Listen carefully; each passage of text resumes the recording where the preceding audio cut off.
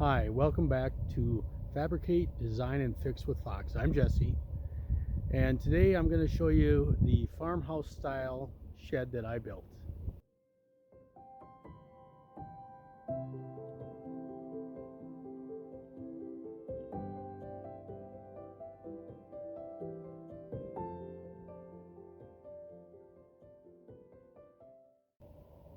So I've moved inside because it's 23 degrees out, and even inside the shed you can see my breath.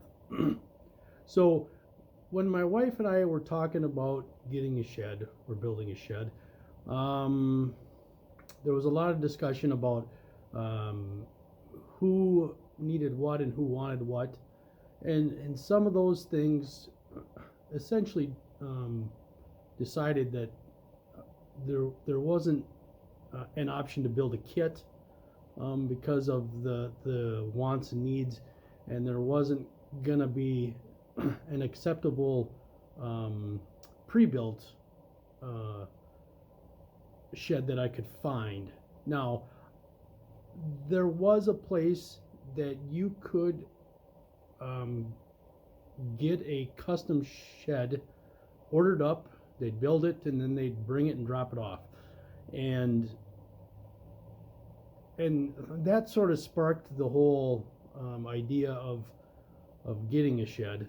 And the further I looked into their options, and they had a ton, they had just a ton of options on how to do a different shed, but none of them kind of broke down to what my wife and her style were gonna really kind of need or want. So my wife likes farmhouse style, and when you look up farmhouse style on Pinterest or just online, you'll find that some of the places have an exposed rafter tail at the roof line. So essentially, instead of having a typical truss, the old farmhouses or whatever would have a ridge beam, and the rafter tails would come out and they'd be exposed, and that's sort of a style, and my wife likes that. And with that, there was going to be no place that has that sort of option to get like a pre-built. So that's how I got here, in building my own shed, was to make a shed that she was gonna like, and have enough uniqueness, have enough style that she would like it.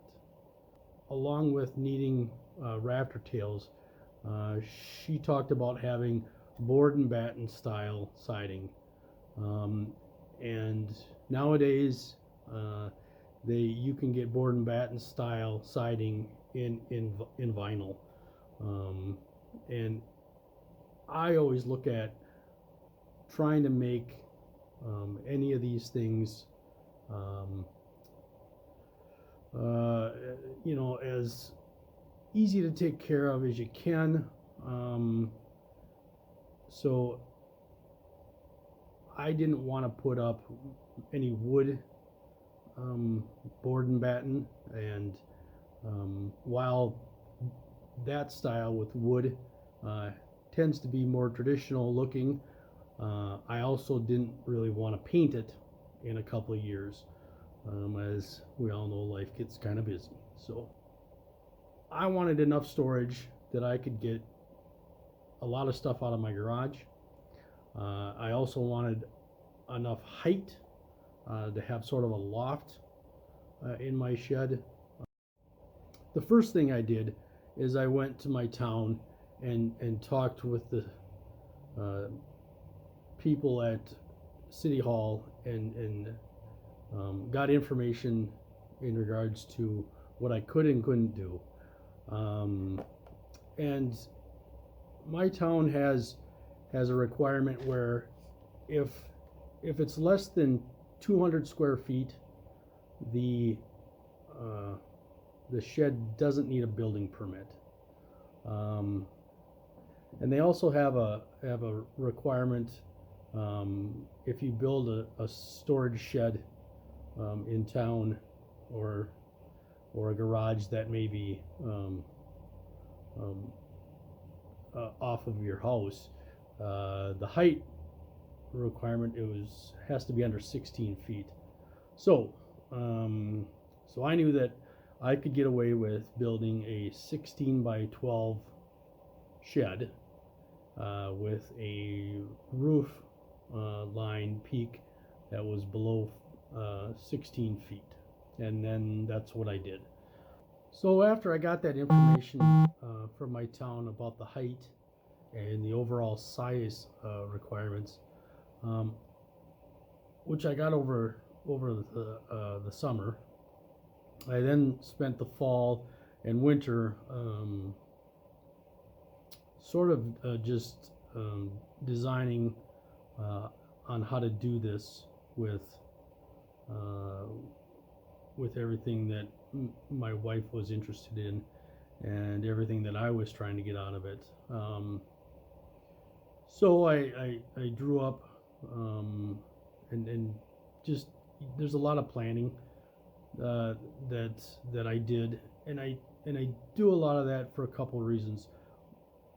One is so that when you're in the process of building it, it goes smoother, because you have a tendency to, when you think about it a lot, you go, okay, you end up usually finding stuff that isn't going to work, or you got to figure out how it's going to work, and work your way out of that, any problems that you may see coming. So I spent a great deal of time drawing stuff up, and making scale drawings of what the shed would look like with a 11-12 pitch roof versus a 10-12 pitch roof versus a 9-12 pitch roof. And I wanted to get a high-pitched roof, one for the style, two because it afforded me more storage space up in the loft area. So when I designed it, I found that if I went with 9-foot walls, and then on the inside I put my loft lower than that, that also gave me more room. And then when I did an 11-12 pitch roof, what ended up happening is that my peak on my roof came out to be about 15.5 feet. And that gave me enough a cushion, whereas, once I got the roof actually on it with a vent, and all of that, it would give enough cushion so that I wouldn't be over 16. So a lot of designing, a lot of planning, a lot of math, and so the roof was an 11-12 pitch, and the walls were 9 feet, and then I just, on the inside, I lowered where I would put the loft.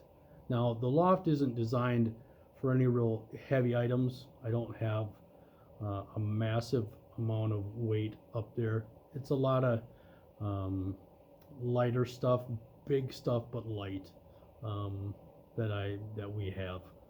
So thus I only put two by fours with like a 5/8 plywood floor, and it serves its purpose. Also in the winter months, I contacted a local concrete contractor, and spoke with him about my project to get a concrete floor put in. And um, with the 12 by 16 floor, and then off of that a 4-foot section for on one side for a porch type area. It just has a roof and some posts coming off of the shed, making that sort of farmhouse style even more so on the shed.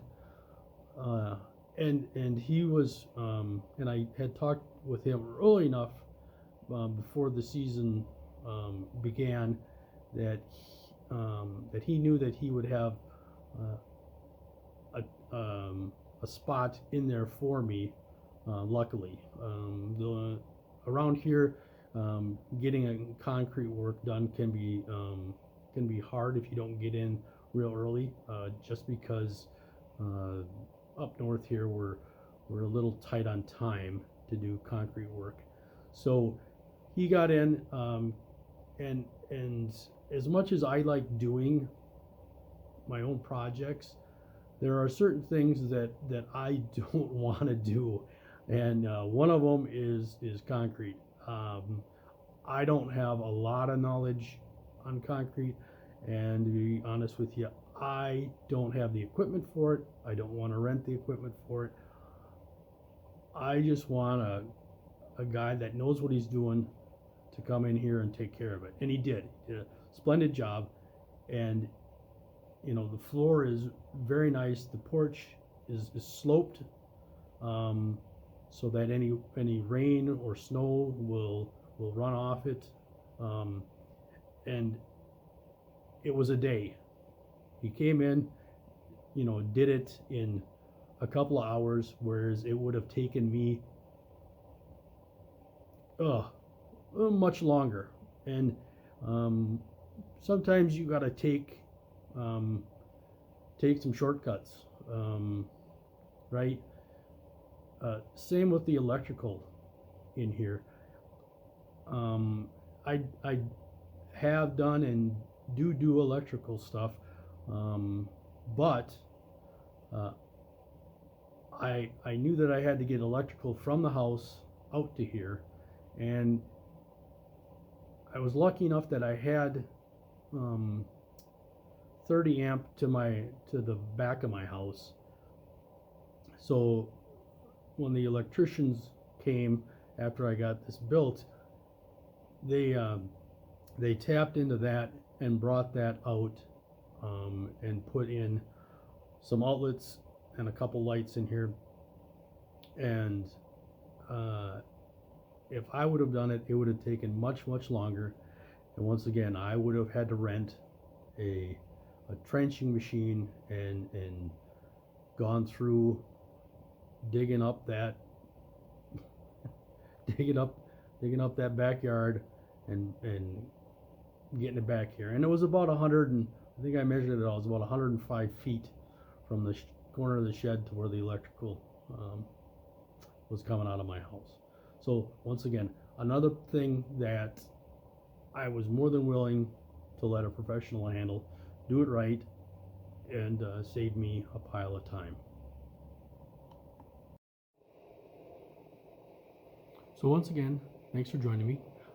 Next video, I'm going to talk about the door, the double door, ventilation that I dealt with on this shed, the windows, and probably some other odds and ends. So I'll see you then. Make sure to subscribe, hit the bell. If you got any questions or comments, feel free to put comments down below. I'll get back to you as soon as I can with answers. So thanks again. Bye.